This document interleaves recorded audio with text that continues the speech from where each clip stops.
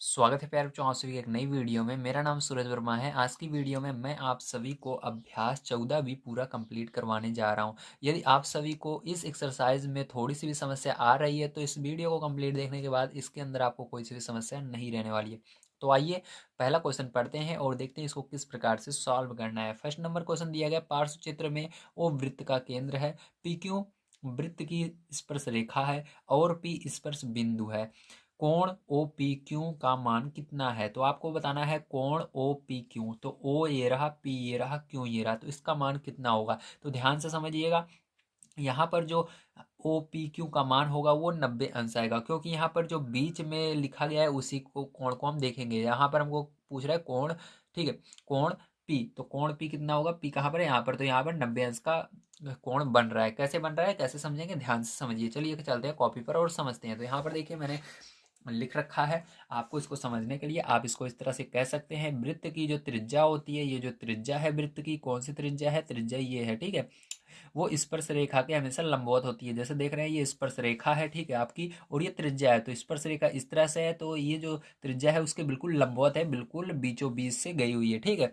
तो आप ऐसे समझ सकते हैं स्पर्श रेखा के लंबवत होती है, ठीक है। जो वृत्त की त्रिज्या होती है वो स्पर्श रेखा के लंबवत होती है, ठीक है। तो यहाँ से अगर कोई भी चीज़ यहाँ पर जैसे दीवार है, उसके बाद डायरेक्ट जमीन की तरह कोई भी, ठीक है, लाइन दिखे, तो वहां पर जो कोण बनता है वो 90 अंश का बनता है। तो इसके बीच में जो कोण बनेगा वो 90 अंश का बनेगा, ठीक है। तो ये तो आपको मैंने पहले ही बता रखा है, इसके पहले वाले चैप्टर में हमने इसको बढ़िया तरीके से सॉल्व भी किया था इस क्वेश्चन को, ठीक है। आपको तो पता होगा अगर आप हमारे पहले से वीडियो देख रहे हैं, ठीक है। तो चलिए अब चलते हैं सेकंड नंबर क्वेश्चन पर।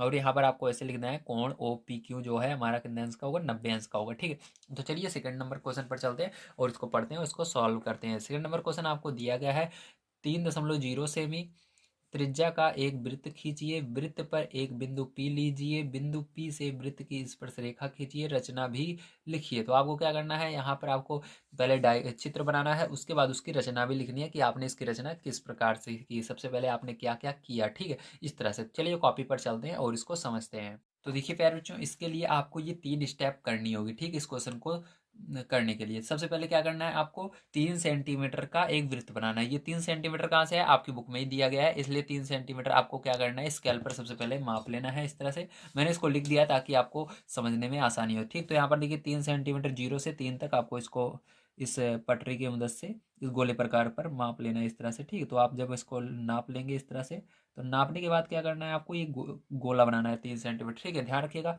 जब आप 3 सेंटीमीटर से मापेंगे, ठीक है, तो ये जो हो गई इसकी त्रिज्या वो कितनी होगी? 3 सेंटीमीटर की होगी। ध्यान रखिएगा, बस आपको नाप करके गोला बना लेना है यहाँ पर, ठीक है, 3 सेंटीमीटर का। तो देखिए 3 सेंटीमीटर का क्या होगा, आपका गोला बन जाएगा इस तरह से, ठीक है। तो आपको क्या करना है, इस तरह से गोला बना लेना है, ठीक है। तो यहाँ पर मैंने क्या किया, सॉरी, थोड़ा सा ये फिसल रहा है।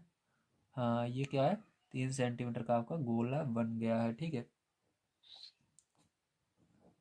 तो अब इसके बाद क्या करना है, सेकंड काम, इस वृत्त पर P बिंदु लेकर केंद्र O से बिंदु को मिलाना है, ठीक है। तो इस, ये जो आपका वृत्त है, इस पर कहीं पर भी आप P बिंदु ले सकते हैं। तो जैसे यहाँ पर हमने खींचा था, इसी तरह से सेम इसके अंदर भी खींचेंगे। इस साइड हमने यहाँ पर माना, ठीक है, ताकि याद रखिएगा हमेशा एक जैसे ही वृत्त बनाइए, एक जैसा क्वेश्चन ही बनाइए, ठीक है। हमेशा डायग्राम बनाने के लिए कहे तो हमेशा एक जैसा कोशिश किया करिए बनाने की, ताकि आपको कन्फ्यूजन ना हो। जब आप एग्जाम में बैठे तो आपके दिमाग में एक रहे, हाँ वो मैं हमेशा पी यहाँ पर मानता हूँ, ओ यहाँ पर मानता हूँ, क्यों यहाँ पर मानता हूँ, इस तरह से, ठीक है। तो इस तरह से आपसे जल्दी होगा, ठीक, ध्यान रखिएगा। आप इसके अंदर नाम तो कुछ भी मान सकते हैं, लेकिन ये जो स्पर्श रेखा है हमेशा इसी तरफ खींचोगे ज़्यादा सही पड़ेगा। तो यहाँ पर हमने बिंदु क्या माना, पी मान लिया, जैसा कि यहाँ पर कहा जा रहा था, ठीक है। और यहाँ पर जो ये केंद्र रहता है इसको क्या मानना है, ओ मानना है हमेशा, ठीक, ध्यान रखिएगा। अब इन दोनों को क्या करना है, आपको पटरी की मदद से बढ़िया से मिला देना है, ठीक, इस तरह से। तो आप पटरी की मदद से इसको मिला सकते हो, ठीक, इस तरह से। तो यहाँ पर हम क्या करेंगे, पटरी की मदद से इसको मिला दिया, ठीक है।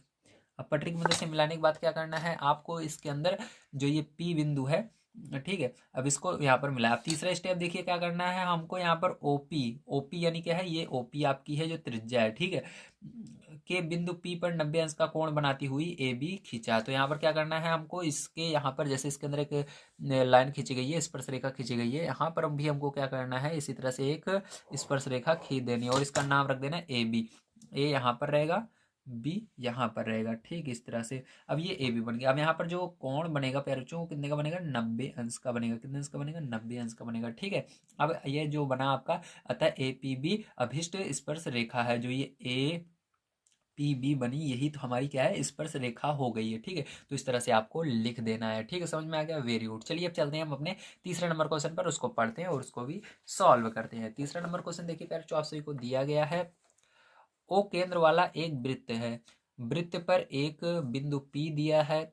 बताइए कि बिंदु P से वृत्त की कितनी स्पर्श रेखाएं खींची जा सकती हैं। उत्तर का कारण चित्र खींचकर स्पष्ट कीजिए। तो आपको बताना है कि अगर कोई वृत्त है तो उसके बिंदु P से कितनी स्पर्श रेखा खींची जा सकती है। जैसे यहाँ पर एक खींची जा सकती है यहाँ पर, तो अगर P बिंदु है, आपको ना बताया जाए एक खींची जा सकती है, तो आप कितने खींच सकते हैं। तो चलिए इसको चलते हैं कॉपी पर और बड़ी तरीके से समझते हैं।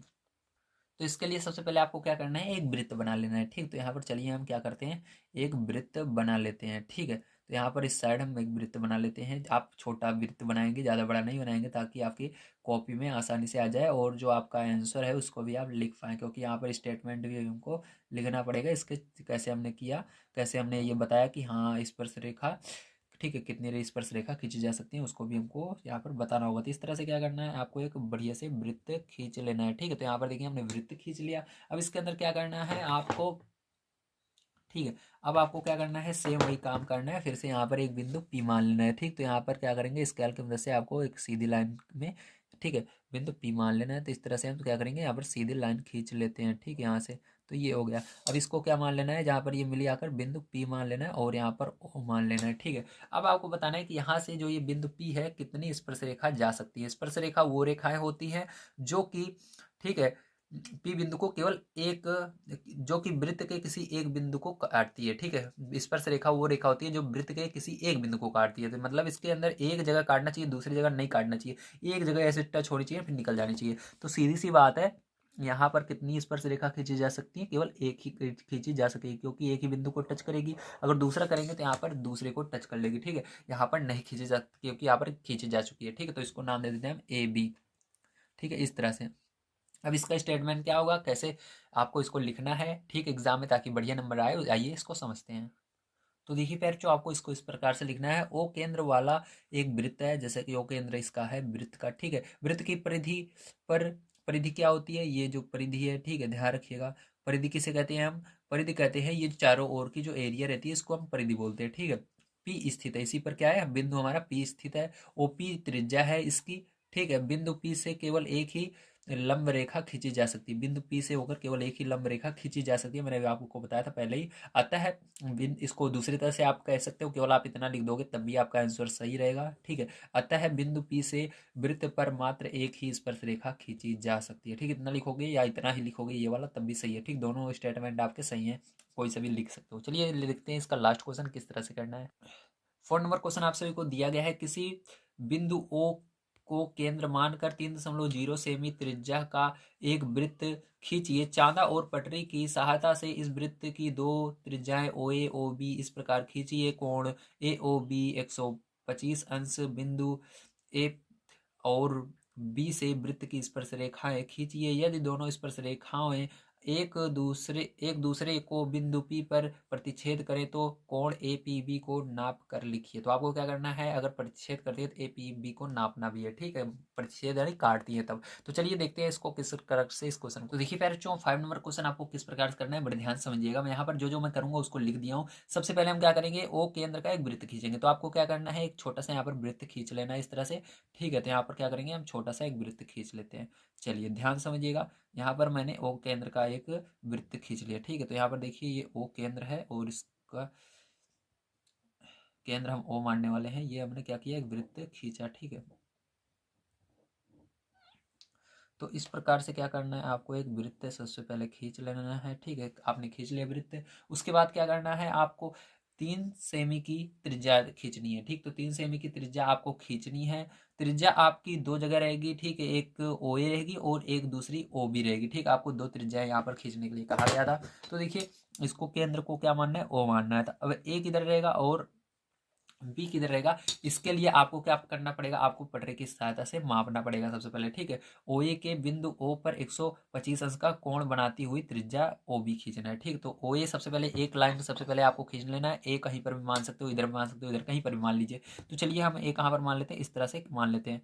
तो लेकिन जो आप बी जब मानेंगे उसके लिए आपको मापना पड़ेगा, ठीक है। तो यहाँ पर चलिए हमने मान लिए ये रहा आपका क्या है, ए है, ठीक है। क्या है ये आपका ए है, हमने माना। अब देखिए बी मापने के लिए क्या लगेगा, आपका चांदा लगेगा। चांदे के लिए आपको कितना इस पर कोण बनना चाहिए, 125 जहाँ बनेगा वहां पर ये आपका ये रहेगा। अब आपको क्या करना है, इसके अंदर देखिए थोड़ा सा यहाँ पर निकला हुआ है, ठीक। इस लाइन के यहाँ पर थोड़ी सी एक बिंदु की तरह है, इसको इस पर रख देना है, ठीक है। ये इस तरह से बिल्कुल ये जो लाइन है इस पर आनी चाहिए, देखो समझ रहे हो ना। ये जो लाइन गई है तिरछी वाली यहाँ से, ये इस लाइन पर रहनी चाहिए जो हमने खींचा ए वाली पर। और ये जो यहाँ पर निकला हुआ है थोड़ा सा, ठीक है, एक लाइन निकली हुई है, इसको इस बिंदु पर रखना है, तो ठीक है, वो केंद्र पर रखना है। तो इस तरह से क्या करेंगे हम, रख दिया, ठीक। इसको देखिए एकदम बढ़िया से फिट कर लेना है आपको। अब जहां पर आपका कितना बन रहा है, 125 अंश जहां पर बन रहा है, तो 125 देखिए दो जगह बनेगा, एक तो ऊपर वाला बनेगा, एक नीचे वाला। ध्यान रखिएगा आपको नजदीक जो इस लाइन के नजदीक होगा उसको नहीं लेना। देखिए जैसे 120 और 125 यहाँ पर आ रहा है, लेकिन ये बिल्कुल नजदीक है, इस तरह से नहीं बनेगा। आपका दूर वाला देखना है। तो देखिए 120 यहाँ पर है तो 125 यहाँ पर बनेगा, ठीक है। इसके सामने तो यहाँ पर हम क्या लगाएंगे, यहाँ पर निशान लगा लेते हैं इधर, ठीक है। देखिए इधर इधर ही तो आ रहा है आपका, देखिए ये रहा, ये 120 और ये आगे वाला 125 यहाँ पर होगा, इसके बीच में 130 और 120 के बीच में 125 आएगा, ठीक है।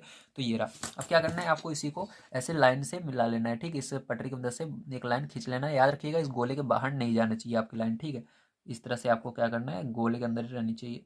यहाँ पर इस तरह से मिला लेना है, ठीक है। मिला लिया आपने। अब इसको बिंदु कौन सा मान लेना है, बी मान लेना है, ओके। अब समझ गए आप सभी। अब ये जो कोण बना है ये कितना बना है आपका, 125 अंश का बन चुका है, ठीक। कितने अंश का बना है, 125 अंश का। मैंने अभी बताया कैसे बना, ठीक, नापा मैंने। अब देखिए यहाँ पर इसके बाद क्या किया मैंने, अब ए और बी से त्रिज्याएं क्रमशः ओ ए और ओ बी बन गई हमारी, ओ ए ओ बी, ठीक है। खींचे जो एक दूसरे को पी पर प्रतिच्छेदित करती है। कहाँ पर काट रही है ये, एक दूसरे को पी पर काटेंगे। कैसे काटेंगे ध्यान से समझिएगा, ठीक है। ये त्रिज्या है।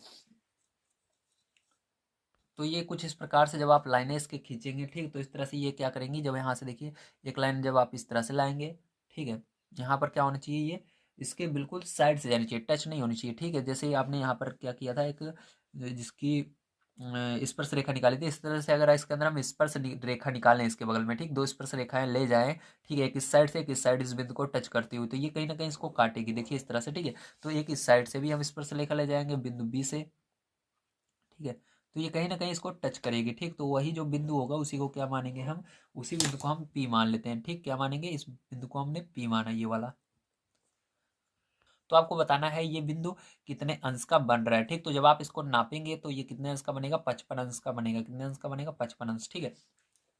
तो यही आपको लिख देना है नापने पर, ए पी बी। तो ए पी बी ये जो कोण बना हमारा, ये कितने का बनेगा, 55 अंश का बनेगा। तो ये हो गया आपका आंसर कंप्लीट। उम्मीद है आप सभी को जो आपकी एक्सरसाइज है ये 14.B, ठीक, 14B, ये आप बढ़िया तरीके से समझ में आई होगी। अगर आप सभी को इसके अन्य एक्सरसाइज को देखना है इस बुक के, तो आपसे हमारे चैनल पर जाकर के प्लेलिस्ट पा जाएंगे, वहाँ पर देख सकते हैं। या ये जो प्लेलिस्ट दिख रही है, अगर मैंने कंप्लीट करवा दिया है प्लेलिस्ट, तो यहाँ पर लगी होगी, उसको क्लिक कीजिए नेक्स्ट वीडियो देखने के लिए। अगर मैंने नेक्स्ट वीडियो पढ़ा रखा है तो यहाँ पर शो हो रहा होगा, उसको क्लिक कीजिए, आप इसके आगे की वीडियो को पा जाएंगे। वीडियो देखने के लिए धन्यवाद। आप सभी का दिन शुभ हो। Thank you very much.